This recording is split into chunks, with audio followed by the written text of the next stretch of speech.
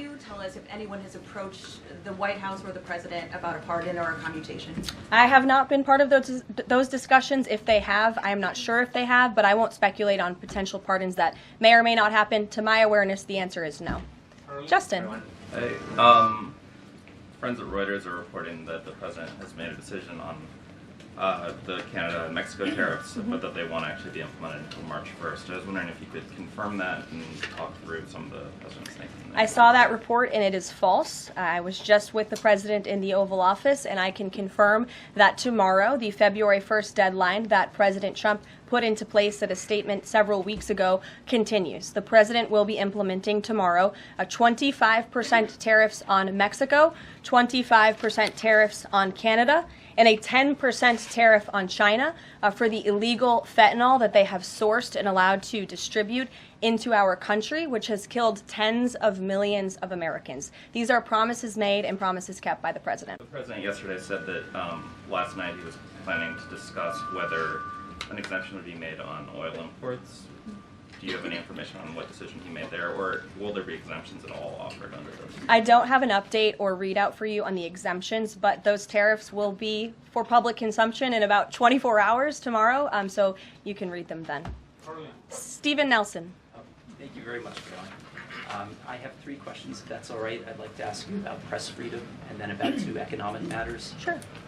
On press freedom, on Tuesday you announced plans to roll back the more restrictive press badge policy of the Biden White House.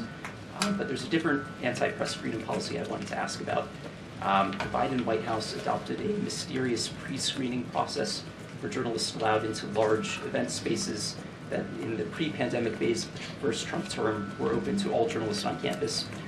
This effectively limited the diversity of reporters present and blocked the asking of questions that large segments of the American public wanted answered. As press secretary, can you commit to abolishing this mysterious pre-screening process? There were a lot of mysterious processes that my team and I have had to unravel over the past 2 weeks that were implemented by the previous White House and in particular the previous press shop here. And so I can commit to a greater access and transparency, which I believe we already have by ensuring that the 440 journalists whose credentials were revoked will be reinstalled. They will get their credentials if they wish to. We've also, of course, opened up a new seat to new media. And as far as open press events here at the White House, if we tell you it's open press, it's open press. So just to confirm, this pre-screening thing is something you're aware of and you'll work to undo to the maximum extent possible. When we say something is open press, it will mean it's open press. Economic matters, and I can just ask them both at once for Sure. you.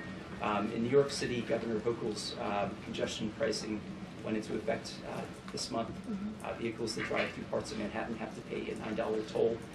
President Trump has made clear his opposition. He said that it's, quote, the most progressive tax known to womankind. Will the administration be trying to block this?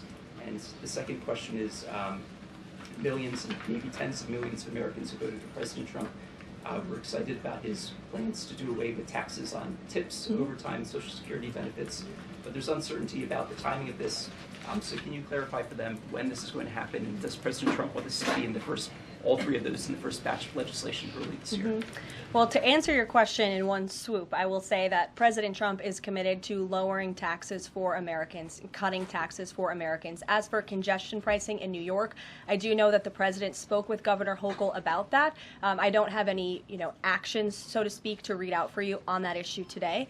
Number 2, when it comes to no taxes on tips and Social Security, the president has made it very clear to our allies on Capitol Hill that is a critical piece of this reconciliation package, and he expects that his tax cuts from 2017, which put a lot more money back into the American people's pockets, those must be implemented, and no tax on tips. The president is intent on delivering on that promise, and he will get it done. And overtime also as part of reconciliation? Yes.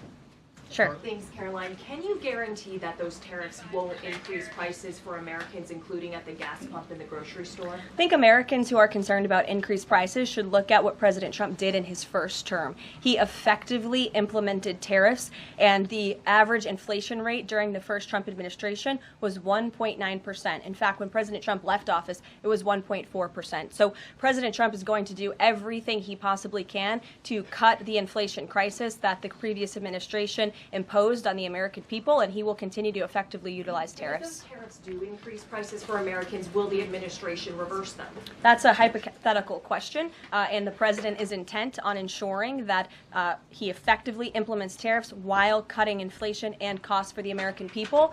And, the media has this way of just looking at everything in a microscope rather than looking at the whole of government economic approach that this president is taking. He will effectively implement tariffs. He's also, as I just answered Prince Stephen's question, committed to tax cuts. He's also clearly committed, as evidenced by his executive orders, to unleashing the might of our energy industry, which we know will eventually drive down inflation. And all the other economic measures that this president has made will have a Trump incoming economic boom, just like we saw in our first term. And has the White House Sure. found any?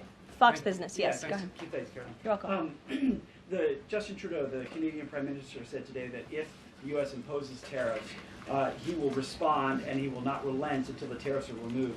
Are we seeing the start of a trade war with Canada?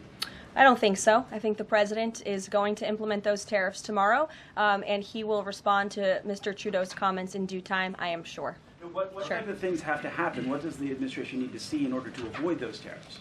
Well, the tariffs are incoming tomorrow on Canada, and the reason for that is because both Canada and Mexico have allowed an unprecedented invasion of illegal fentanyl that is killing American citizens and also illegal immigrants into our country. In fact, I have more language for you right here.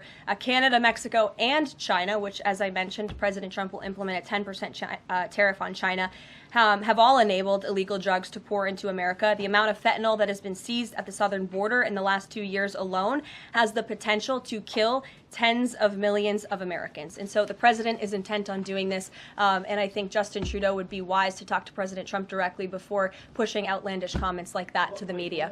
If I may, one more. Yes, Lindsay. Go back to the plane crash for one. If I could go back to the plane crash for just 1 second. You're So the interrupting president- your colleague, but Oh, I'm sure. sorry, I thought you called on me. Just I called on President- Lindsay.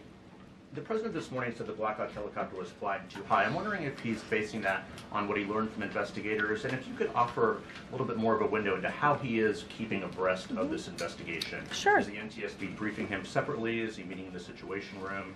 You just sort of offer a window into that. Yeah, the president based that statement on truth because it is truth and it's fact, and it was relayed to him by the authorities who are overseeing the investigation into this horrific plane collision. And the president, as I said in my opening remarks, continues to be briefed on the collision by everybody across his cabinet, the Secretary of Transportation, the Secretary of Defense, the NTSB, who the commissioner there was in the Oval Office with him yesterday. Lindsay. I also noticed that he has not ordered Lindsay, flags go to be ahead. flown at half staff. Lindsay, go ahead.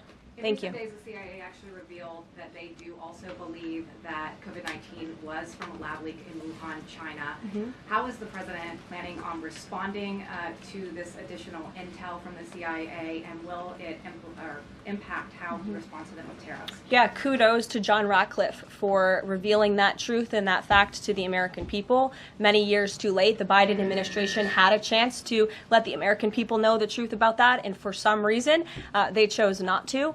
I also would just like to point out that several years ago, when I was working in this press shop and President Trump would take to this podium to brief the American people on COVID-19, he suggested that COVID very well may have came from a lab in Wuhan, China. And many members in this very room mocked him for that, said he was spewing conspiracy theories. He was not. We now know that to be the confirmable truth. It took many years for it to come out, but the president was right in this instance again. Sure.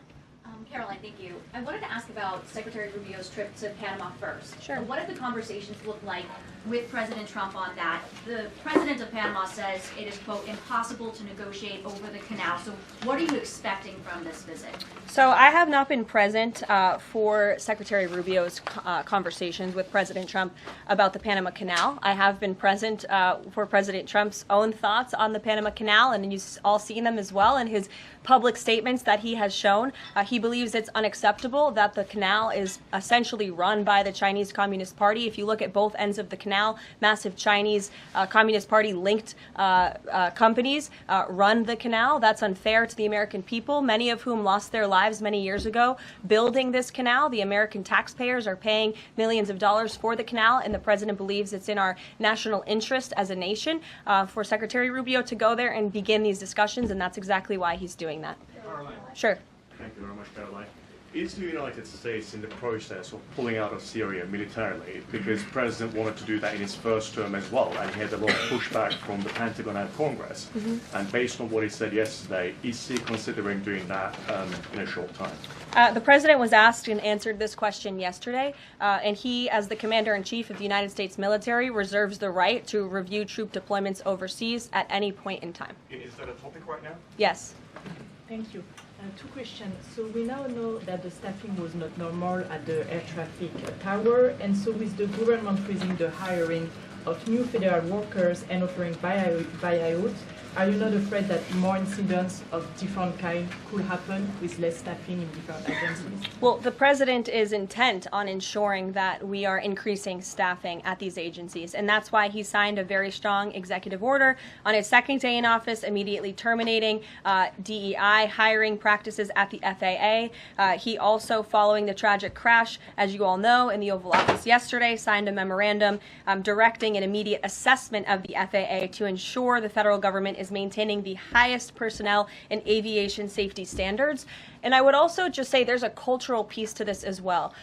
If you are an American who has spent many years studying aviation and you graduate from school and you're an air traffic controller based on skill and merit, and then you apply for a job and you're forced to fill out a biographical questionnaire asking you the color of your skin and asking you where you're from in details that aren't relevant at all to the job description, I think that deteriorates the morale of people in this industry. And if you talk to people in this industry, they'll tell you that. In fact, many of them filed a lawsuit against the FAA a couple of years ago under Joe Biden's administration because they were denied positions because of this DEI hiring practice that was putting identity politics over merit and skills. That's unacceptable. And I think just to put a fine point on this, because this is the third or fourth question I've answered on this subject, when you are flying on an airplane with your loved ones, which every one of us in this room has, do you pray that your plane lands safely and gets you to your destination, or do you pray that the pilot has a certain skin color?